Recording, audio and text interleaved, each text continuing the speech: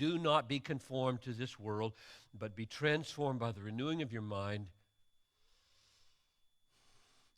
that by testing you might discern, that you might prove or approve. It's just a wonderful word there in Greek, dokimazo, to not just to know what something is, but to approve it.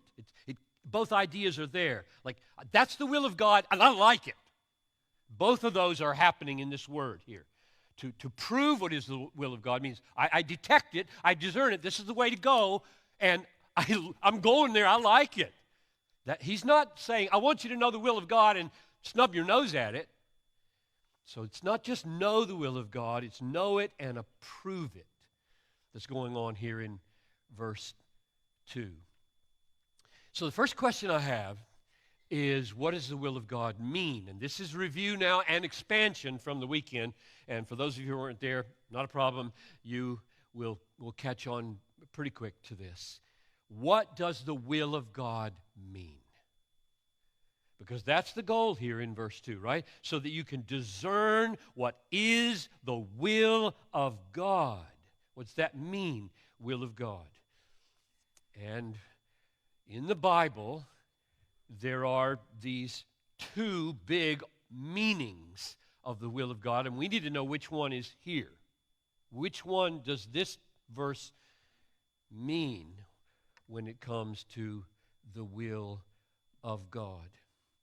We need to know whether it's the will of God that is his sovereign will that always comes to pass without fail, or whether it is the will of God which is his command to do what's right, which is often disobeyed and doesn't come to pass.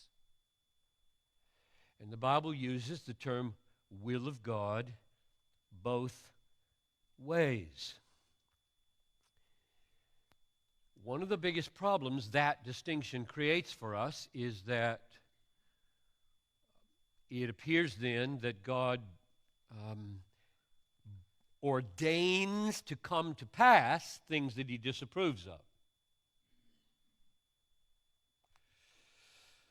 Or, put it another way, he forbids that you do some things that he brings about. Or, put it another way, he commands some things that he hinders. Or, to put it most paradoxically, he wills some things that he does not will. Because they're two different meanings for his will. Now, I want to show you that in the Bible. And then we'll try to decide which one is meant in verse 2, and then we'll try to decide, okay, how do I get my mind renewed so I can go there? So a few texts that show what I mean by the sovereign will of God, namely the will that always comes to pass no matter what. Let's take Matthew 26:39, where we're in the Garden of Gethsemane.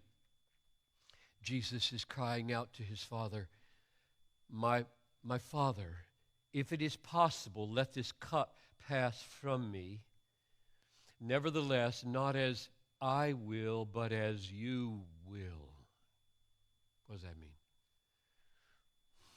As you will. Your will be done.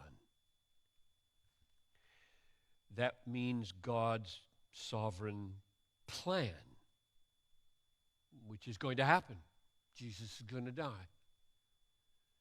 And Jesus, in his human nature, is simply saying, in my human nature, I don't relish the thought of nails going through my hands tomorrow. So, if the plan could be adjusted, that would please my flesh, because I'm just an ordinary person who doesn't like nails in my hands. That's not sin to talk like that. But then he says, your will be done, meaning You've got a plan, do your plan. So the will of God is God's sovereign plan that he always executes.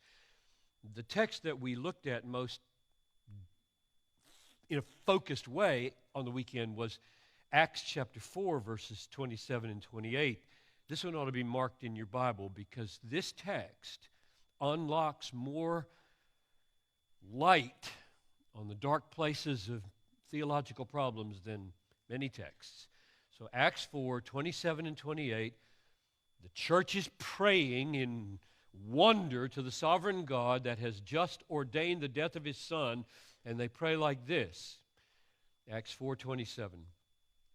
Truly in this city, Jerusalem, there were gathered together against your holy servant Jesus, whom you anointed, both Herod, Pontius Pilate, all the Gentiles, the peoples of Israel, to do what your hand and plan had predestined to take place. So Herod did what God predestined to take place. Pilate did what God predestined to take place. The shouting crowds, crucify him, did what God predestined to take place. And the Gentile soldiers who drove the nails, did what God had predestined to take place. And the sovereign will of God was accomplished at 9 o'clock on Friday morning.